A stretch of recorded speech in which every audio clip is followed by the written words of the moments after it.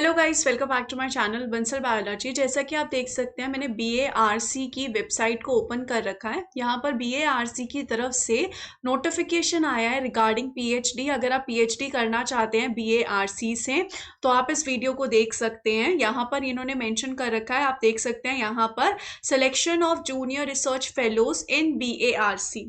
अगर हम यहाँ पर इस पर क्लिक करते हैं तो इस तरीके का डॉक्यूमेंट ओपन हो जाता है। यहाँ पर आप देख सकते हैं कि ये जो डॉक्यूमेंट है इसकी लास्ट डेट अप्लाई करने के लिए, इस चीज के लिए 31 तारीख है, 31 अगस्त लास्ट डेट है। टोटल 105 यहाँ पर रहने वाली है, नंबर ऑफ फेलोशिप्स यहाँ पे रहने वाली है। ये जो जूनियर रिसर्च फेलोशिप है, फिजिकल साइंस स्टूडेंट के लिए, केमिकल साइंस और लाइफ साइंस स्टूडेंट्स के लिए है। अगर हम यहाँ पर देखिए, all the selected candidates will register for PhD in Homi Bhabha national institute.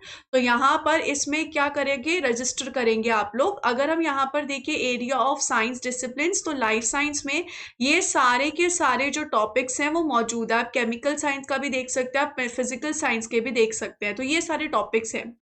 The center also encourages high quality interdisciplinary research in areas relevant to its program।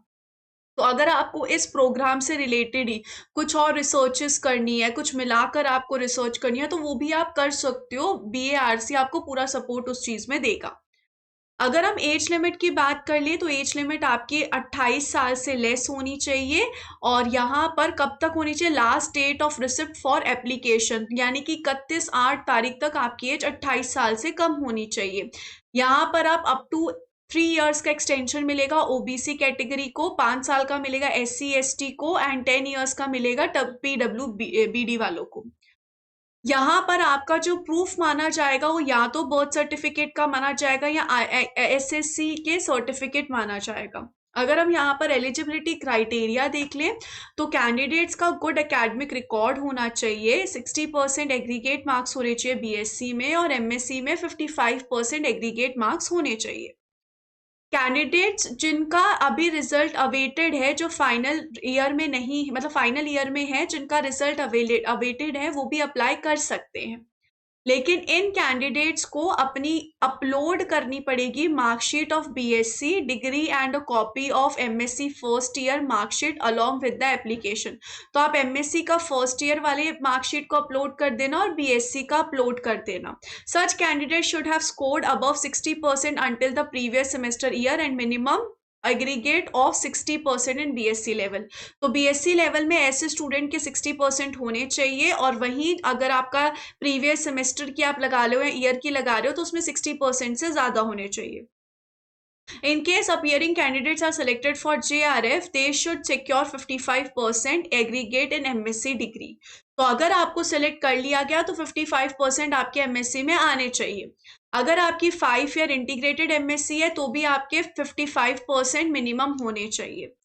यहाँ पर relevant certificates to this effect should be submitted at the time of joining to the centre. पे जब आप join करोगे तब आपको submit करना पड़ेगा। Wherever the result are declared CGPA GPA it may be converted to percentage. आप percentage में कन्वर्ट करके बता देना। अगर हम यहाँ पर आगे बात देखें तो आगे इन्होंने बता रखा है लाइफ साइंस में अगर आप अप्लाई करना चाहते हैं तो उसके लिए यहाँ पर एडिशनल रिक्वायरमेंट क्या रहने वाली है। तो यहाँ पर आप देख सकते हो, MSc applicant should have at least one of the following subject at BSc level. इनमें से कोई एक सब्जेक्ट आपका एटलीस्ट BSc लेवल में होना चाहिए।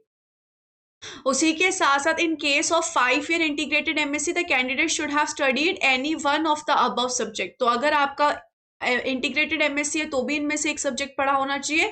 BSc लेवल पे भी एक सब्जेक्ट तो पढ़ा होना चाहिए। अगर आपने नहीं पढ़ा है तो फिर आप अप्लाई नहीं कर सकते हो।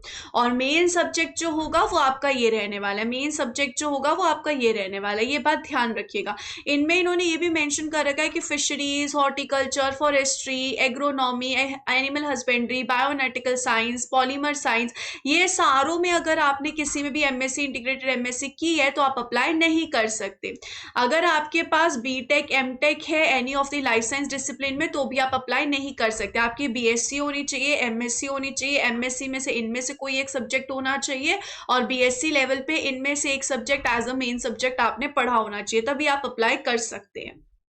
In addition to the above, only those candidates who have appeared and successfully cleared at least one of the qualifying exam will be shortlisted for BARC Mumbai interview. तो यहाँ पर अगर हम देखें, आपने इनमें से कोई एक एग्जाम तो भाई क्लियर कर रखा होना चाहिए, तभी वो आपको इंटरव्यू के लिए बुलाएंगे। तो यूजीसी CSIR नेट फेलोशिप होना चाहिए, जिसमें लेक्चरशिप वाले अप्लाई नहीं कर सकते, या फिर एसलेट वाले भी अप्लाई नहीं कर सकते। जेस्ट का स्कोर हो, ICMR आपने कर रखा हो या ICAR कर रखा हो क्लियर, DBT JRB आपने क्लियर कर रखा हो, या फिर गेट का स्कोर आपके पास हो लाइफ साइंस या बायोटेक्नोलॉजी का, तो ही आप अप्लाई कर सकते हैं। Eight the time of application, candidate should clearly indicate the details of the qualifying exams list as above consideration। तो आपको भाई लगाना पड़ेगा वो सारे डॉक्यूमेंट्स की यस मैंने क्लियर किया है। सिलेक्शन में सबसे पहले ही आपके एप्लीकेशंस को देखेंगे, उसको शॉर्टलिस्ट करेंगे, स्कोर देखेंगे आपने क्या नेट में आपका स्कोर आया, आपका एकेडमिक परफॉर्मेंस क्या क्या थी, उस हिसाब से वो देखेंगे। और फाइनल जब स्क्रीनिंग हो जाएगी उसके बाद यहाँ पर क्या किया जाएगा, आपका इंटरव्यू लिया जाएगा। तो यहाँ पर इस तरीके से कहानी है, आप देख लेना यहाँ पर कि आपकी एज वगैरह सब सही रहे। At the time of interview candidate को लेकर आना पड़ेगा print out of their online application, original marksheet, certificates etcetera, और copy of their marksheets and certificates. The original certificates document of the mark sheet of the candidates will be verified at the final stage पे वो verify करेंगे। तो देख लेना सब सही देना, नहीं तो फिर बाद में पता चला मना हो गया तो फिर बुरा लगेगा। The list of candidates selected for the award of JRF will be displayed on the BARC website पे, आपको यहाँ पर ये शो कर दिया जाएगा।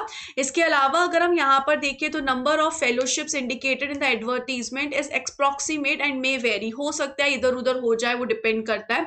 Candidates who are not meeting the mentioned qualification apply मत करिएगा। Selected candidate should be ready to carry PhD work, Mumbai में भी आप कैरी कर सकते हो या फिर इन सब जगहों पे भी हो सकता है, तो आप ध्यान रखिएगा, शिफ्ट होने के लिए तैयार रहिएगा। आप अप्लाई करना चाहते तो 500 रुपीज आपको पे करना पड़ेगा, लेकिन वुमेन कैंडिडेट्स SC ST और PWBD वालों को अप्लाई नहीं करना पड़ेगा। एप्लीकेशंस ध्यान से पढ़ना, पूरी भरना और फीस पे कर देना, नहीं तो फिर रिजेक्ट हो जाएगी। तो ये सारी चीजें आप यहाँ पर ध्यान रखना। Detail guidelines for the payment जो होगा वो आपको इस वेबसाइट पे मिल जाएगा, तो आप अच्छे से करना पे। जो अप्लाई करने की डेट है वो 4/8 से शुरू हो गई है, 31/8 तक आप अप्लाई कर सकते हो। अगर आपको पूरी डिटेल चाहिए तो आप इस वेबसाइट पे जाके देख सकते हो, लिंक मैं आपको नीचे डिस्क्रिप्शन बॉक्स में दे दूंगी। मल्टीपल एप्लीकेशंस आप सबमिट नहीं करना, सिर्फ एक ही एप्लीकेशन जो है आप सबमिट करना। जितनी भी मैंडेटरी चीजें होंगी उन सबको अच्छे से पढ़ना।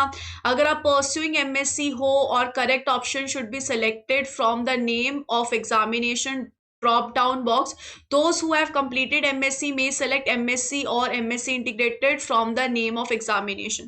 तो अगर आप परस्यू कर रहे हो तो परस्यू चूज कर लेना, अगर आपने एग्जाम कंप्लीट कर लिया तो वो चूज कर लेना। आपको valid email ID phone number देना, क्योंकि उसी पे सारे मैसेजेस वगैरह जाएंगे। रीसेंट फोटोग्राफ अपलोड करनी पड़ेगी, अपने सर्टिफिकेट्स अपलोड करने पड़ेंगे। तो ये सारी चीजें आप देख सकते हो। अगर आप इंटरव्यू के लिए चाहते हो तो आपको ट्रैवल अलाउंस भी ये लोग प्रोवाइड करेंगे, टू एंड फ्रो का। थर्ड AC फेयर आपको प्रोवाइड करेंगे शॉर्टर डिस्टेंस पे।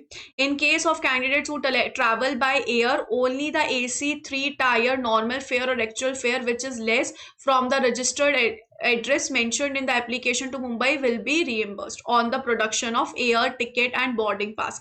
तो अगर आप एयर से भी आते हैं तो उस कंडीशन में भी वो आपको AC का जो फेयर होगा 3 टायर AC का वो आपको दे देंगे। फिर यहाँ पर मेडिकल होगा, मतलब मेडिकल आप अगर ज्वाइन करते हो तो जो मेडिकल फैसिलिटीज होती है वो सब आपको दे दी जाएगी। आपको फेलोशिप JRF की अगर आप ज्वाइन करते हो तो 31,000 पर मंथ मिलेगी 2 इयर्स के लिए।